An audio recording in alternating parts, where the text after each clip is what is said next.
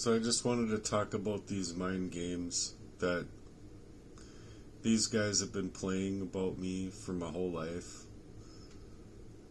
They can go ahead and think that I'm crazy or I'm off kilter as far as like what I've learned and had to discover through patterns, but they can also go fuck themselves because what they did to me is sheer murder. And so it just so happens to be that in America, if you blow the whistle on certain people, these narcissists, sociopaths just want to come and harm your life in any kind of fashion that they can. And so they do. They do whatever they feel is necessary to save their own faces from what they've done to others in their life. And so the mind games that they play is from a very young age onward was to poison me unwittingly, leaving me blindsided to what they were doing to me. And when they left me blindsided to what they were doing to me, they would get me into a reaction and a reactive state of mind through manipulative efforts, like, just moving things around or making sure that if they knew something that I had wanted to do or something that I wanted to pursue or obviously just wanted to basically figure out what was happening to me or what had been happening to me for that time. It especially triggered them to where, it took me 40 years or over 40 years to actually see and have the scent of their fear of me. Because these narcissists, they fear closure to where the people that they're being unruly with, they can't handle you coming out of that scenario. They can't handle you figuring it out. So at a young age, it would be, the poison throwing me into a tailspin of myself so that they could use that as to suggest that I'm mentally unwell when they seriously have a real serious issue if they're going to be doing this kind of thing to anybody at all. And so it would create a lot of emotional warfare and isolation, and it would also create areas where I would just be going and finding anywhere I could I didn't know what was going on, so I would be like, there was a few places that I would go to basically cry away from the house. Like, I didn't know how to deal with that feeling of like, you don't know what's happening to you, but something's happening and you just can't put words to it. You just can't. At a super young age, you just don't have the vocabulary in the general for it, I don't think. But on top of that, it's like there's that mind blockage that's caused by the poisoning to where it's like you don't know what's going on. You're like literally in the pitch black inside of a crime, like swinging your fists into the air, like you're fighting ghosts. It's how it feels. It's like you just don't know where this feeling is coming from because you can't reason through it, and even if you had reason for a little bit, that reason gets washed away. Even if you have questions for them and questions of their contents of character, they're not trying to answer you because they can't answer you. Oh, what did you do to me? Oh, I poisoned you up. Yeah.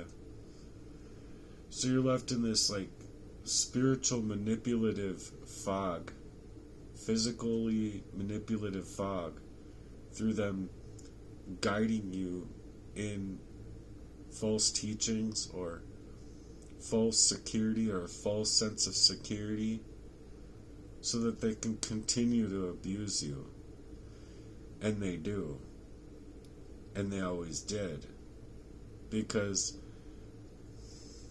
I think that it was just them thinking that if I was going to get out of it, that maybe I would remember this stuff. And so that's why it carried on from high school even onward throughout my life, to where, like, the proxies of say growing up, like when I lived in a townhome with my mom when I was super young, she witnessed checks being paid to bribe others to not allow her to any backing.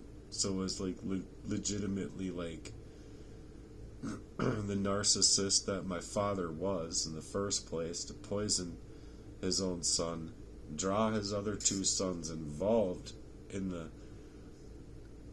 sexual abuse to have happened in the first place to his own daughter. Like, I'm sorry, but that man is just a sick fuck. And then these brothers of mine want to protect that motherfucking piece of shit for their own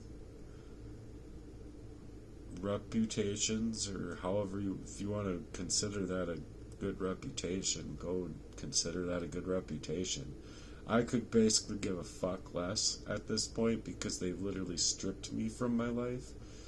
They biologically hacked me. They hacked me. They tracked my motivation, like my motives in life, so that they could get in the way of anything that I had wanted to do. It wouldn't matter what it was: work, love life, social life. It wouldn't matter where it was. It would be creating that betrayal that would be coming constantly from loved ones, constantly from people that I loved, or I had love for, where I wouldn't be able to. You just don't want it. I wouldn't be able to put it into my mind as that was what was happening to me. Not only from the poisonings, but from the fact of the matter of it being that you have love for people that don't have love for you back. And that's where I draw the line. Like, I am not tolerating that bullshit behavior at all. Which is exactly why they scurry. Because if they really thought that I was crazy, or that I had a mental health issue, you think that they would be there for you, to support you, not running away from the whole situation that they know they enhanced and they brought into my life. You see? So the proxy warfare, the proxy lovers, the proxy social setups, all to continue the abuse and the poisoning, psychological torture, the advancements they'd make over you. And it's just these social setups all the time. All the time. And so it really hurts that they would want to deflect in the first place, because I do care. I do pray for my brothers. I do want them to turn away from the sins, but they won't even admit to one thing. You see what I mean? They won't even admit to being negative towards me one time. And there's many. So it's like, you guys really fucked up trying to hide these patterns of abuse in my life, when legitimately the last proxy girlfriend did not have their same hearts. Sure, she didn't want her kids to know They psychologically fucked her mind completely up. But they wanted to utilize her to finish the job that these men had all started in my life in the beginning. You see? And I don't think that she would have felt okay with it with herself, so she couldn't do it. But the fact of the matter is that after then, she led me into sign after sign after sign to see the crimes until it was too much for them, and then she needed to flip roles in reversal from that for fear or manipulation or just being dick-brained. Whatever it was, it didn't really fucking matter at that point to me. I wanted out. I wanted out of all of the relationships. I didn't want anything to do with my brothers anymore. I didn't want anything to do with Jessie anymore. I didn't want anything to do with her anymore.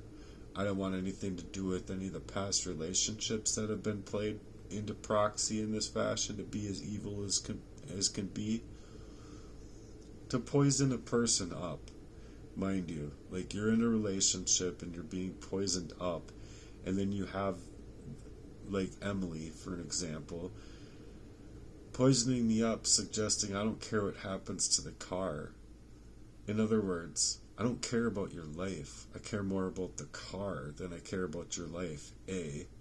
B, that she poisoned me up, hoping that that car would get smashed up so that she would have full coverage on it, being the only one on the car title, that she wouldn't allow me on to that car title. So it's just, there's so many ins and outs of that, where it's like, I'm coming home and, you know, everything could be fine leading up to the weekend where the kids go away to their dads, because, you know, she had kids with another man, and they would go to their dads, and then all of a sudden it would be like, she's threatening me that she's gonna throw herself down the stairs and blame me and all this stuff, all because I wanted to be put on the title. Like, I put too much into this car for me not to have this car now, you know, and you're gonna, like, literally just try and play me in that fashion. So it was like mentally draining, spiritually draining, ethically draining, spiritually or soulfully draining, on top of the financial sabotage, and on top of my own health, my literal health, my physical health, my mental health, all of that just out the fucking window. So these people want to obstruct the patterns that they're creating at the same time to get to make it like you're deflecting to the reason that you're crazy. And that's how the Lord works, I guess, within the physical body, is that you just go crazy. You don't have any reason of recourse of action, no prayers to be shared, no one needs to be on the same page. All of these narcissists and sociopaths are just perfect. Like, they can't even come up with a fucking thing to pray for them for. They're so fucking perfect. Literally, like, my asking my brother, like, oh, then what should I pray for you for then, brother? Since you're all perfect. Doesn't seem like you have anything to pray for you about. Not saying I don't pray for you, because I do. But that's what it was about. That's how it was. So literally, they're stripping people, and they stripped me of my identity. And I'm not just talking about the identity of, you know, my ID cards and my, like, actually, like, trying to take over the rights to my life. Because that's what they were trying to do, is, like, literally wash me out of this world as if I never existed. So, and it's basically like that. I mean, it really is. It's basically like that, because you don't, and you never did, exist to your own truest timeline in your life, because you were being poisoned, you were being hurt, you were being shattered. And they're just leaving that fragmented version of you to create the duplicity of you, or the all their duplicitous shit that they're doing is to literally leave you split and to create the duplicity in you to then go to work on that duplicity. You see what I mean? So if they can fracture you, steal your sense of self and your will, your free will, then they can create that duplicity and continue to carry it on and go to work on you while leaving you into forced situations. Just like they're trying to do to me now. They're trying to leave me into forced situations, not leaving me be able to go left, right, center, northeast, southwest. Doesn't fucking matter. It doesn't fucking matter. Because that's legitimately how fucking narcissistically inclined that these people have been in my life. To leave me so hard pressed for truth and for answers that they couldn't be there for me. They couldn't. The only thing that they could do is make this big scene, make it like a child of God who is actively in pursuit of that. They could suggest that they don't have anywhere to go in life, or that there's anything that the Lord can do at all inside of a person's life when they're literally taking their prayers to the Lord about this stuff. No, every single time the Lord has pulled through for me. So, or I pulled through for the Lord, or however you want to say it. I pulled through, the Lord pulled me through. That's it. The Lord pulled me through things that I wouldn't have been able to get through on my own. You see what I'm saying? And so they're triggered by it because not only can't they handle that fact, but they can't also suggest to you that they have anything wrong with them at all. They're perfect, and they're perfect without you. They're like, we don't want to be around him. We don't want to help him. We don't want to do anything to be with him. They can't face me anymore, right? Because of what they have done. I mean, it literally looked like my brother had smoked a fucking bong load with his eyes all red and whatever, because he couldn't handle what he had already done to me. So he can go ahead and call me crazy. But I see clear through that now, as far as the way he has been inside of my life. So next they use the sexual abuse as children growing up, hiding patterns, scripting lives, and forcing these roles of these double-faced, two-faced actors inside of your life. Because the syndicate in and of itself of these traffickers and the people that would do this, like even just thinking about my father, for an example, where all of this demonology literally extended from. All of this demonic tie to this behavior inside of my life was tied to my own dad, because my dad was a fucking complete fucker, complete asshole, even thinking that he's going to get away with raping his own daughter, who was born with congenital heart defect, mind you, I think through calculated poisoning of my mother, like it would be a date rape drug of that day and age. And on top of it, it's legitimately found that that's an actual thing. And it's literally found in sciences that it does create heart problems within someone that could be born after the date rape drug of arsenic poisoning. So as far as I'm concerned, they can go ahead and think I'm crazy. The fact of the matter is I don't care what people think. I deserve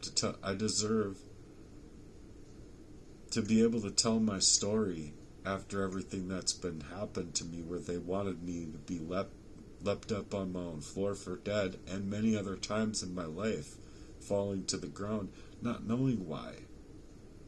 But now I do. And I ran into that truth by calling back my autonomy from these motherfuckers that they wanted to plant and have seeded into my life. And get the fuck back, I told Jesse. And as far as Riley's going, no, get the fuck away from me and stay the fuck away from me. I fucking loved you. I fucking loved you. And this is the way you're gonna fucking treat me? Get the fuck away from me. So, I have the right to call back my autonomy. I have the right to tell my story. I have the right to face the disrespect that they took with just the gift of love at all. At all. Because love is a gift. You have someone in front of you that you can cherish that heart and that person and the person that they are. And instead of actually cherishing them, it's a complete disrespect to what the gift of love even is. And that's exactly the way these narcissists want to play. Is that they can go ahead and work over this love. Weaponize love. Traumatize love. And that, my friend, has nothing to do with love at all. So next is that they blocked my whole destiny of my whole glow up, my whole, my whole grind, so to speak. Because of the ways that these people wanted to play with my purpose in life, as if I didn't have anything else to surface besides being a poisoned and drug-induced victim, where I didn't want to be that victim. Not only didn't I deserve to be that victim, but I also didn't want to be that victim. I wanted to be a victor and reach for greater things in my own life that they weren't allowing me to even reach out for. It wouldn't even matter if it was a relationship, romantic relationship, a partner, a social situation, a regular job, working cash, even through being forced into homelessness, mind you. Also, that these people can just sit there and mock my availability to myself to become anything better for myself than just what they were instigating onto me. As long as they kept dripping in that poisoning, they were fine. But once I got away from them, because I realized I was being poisoned, I didn't even know what it was for many months. But when I went to Dr. Brown and he suggested to be a very concerning amount of a metal in my body, I thought that metal is probably exactly what's poisoned me. So I went and studied then after then, thinking, because it took me a long time to metacognate the idea of poisoning. I just thought poison was poison, like, the skull and crossbones looking, poison. I didn't even have the mental capacity because of the poisoning to realize that there's many things that it could be. And so I studied them, every last one of them, to realize that drop into the ground and all of the nail bed problems, all of the things I grew up with, basically, it was all a calculated assault with an arsenic poisoning of my body and my being and my person. And so it's such a disrespectful thing to me, because where I wanted to move in life was for spiritual work. I wanted to move in a way that would be fueling people to get through heavy things in their lives that maybe they, even to this day, might not understand. But I wanted to work that mission to where it wasn't going to allow for them to be retaliating, because I wanted to get on the phone and work it into the very systems that are out here that are supposed to protect people like me and my sister and my mom, but are instead protecting my father, protecting these traffickers, protecting these poisoners, protecting these hackers and people that are data mapping people to perform these crimes over targeted people. You see what I'm saying? Well, these targeted people don't deserve this. Not a single one of these people out here deserve any bit of the targeting that they're getting. I don't care if they seem crazy or they don't seem like they're well put together with what they have going on. Like, who's going to be well put together when you're literally psychologically, physically, financially, just on so many levels of abuse? Like, after like, 1 or 20 attacks, sure, maybe you can be fine and you can play it off, that you're just cool, you're copacetic, but after so many times and after so many years, like, it's really super hard for me even to metacognate, to put everything together in order with where my mind has been led so astray from even being able to talk at all. And so, because not only was I shy, but I was also very shy made, to where it was not easy for me to even try to grow up that skill. But that's the skill that I wanted to create for myself. And when you're poisoned off, not only do you not have that skill, but you don't even have remembrance of where you wanted to move with your own life in general. So it literally blocks your destiny, it blocks your free will, and literally hacking your life at the same time and trying to literally steal all of your identity away, while at the same time they're dripping in this arsenic abuse through the patterns of abuse, is leading you into places you can't talk. They're literally weaponizing your time and energy and sticking everything about you into this delay, and that delay factor that's just laid all over your life. So when you're in that place, what they're doing is they're projecting everything onto you.